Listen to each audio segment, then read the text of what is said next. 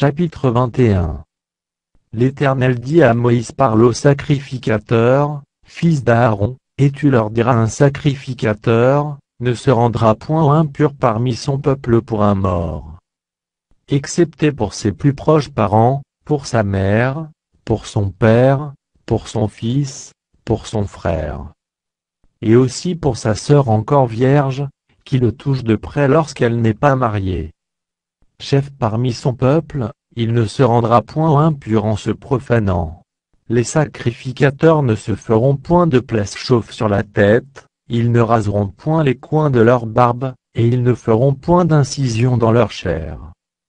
Ils seront saints pour leur Dieu, et ils ne profaneront pas le nom de leur Dieu, car ils offrent à l'Éternel les sacrifices consumés par le feu, l'aliment de leur Dieu. Ils seront saints. Ils ne prendront point une femme prostituée ou déshonorée, ils ne prendront point une femme répudiée par son mari, car ils sont saints pour leur Dieu. Tu regarderas un sacrificateur comme saint, car il offre l'aliment de ton Dieu, il sera saint pour toi, car je suis saint, moi, l'Éternel, qui vous sanctifie. Si la fille d'un sacrificateur se déshonore en se prostituant, elle déshonore son père, elle sera brûlée au feu. Le sacrificateur qui a la supériorité sur ses frères, sur la tête duquel a été répandue l'huile d'onction, et qui a été consacré et revêtu des vêtements sacrés, ne découvrira point sa tête, et ne déchirera point ses vêtements. Il n'ira vers aucun mort, il ne se rendra point impur, ni pour son père, ni pour sa mère. Il ne sortira point du sanctuaire, et ne profanera point le sanctuaire de son Dieu, car l'huile d'onction de son Dieu est une couronne sur lui. Je suis l'Éternel. Il prendra pour femme une vierge. Il ne prendra ni une veuve, ni une femme répudiée, ni une femme déshonorée ou prostituée, mais il prendra pour femme une vierge parmi son peuple. Il ne déshonorera point sa postérité parmi son peuple, car je suis l'Éternel, qui le sanctifie.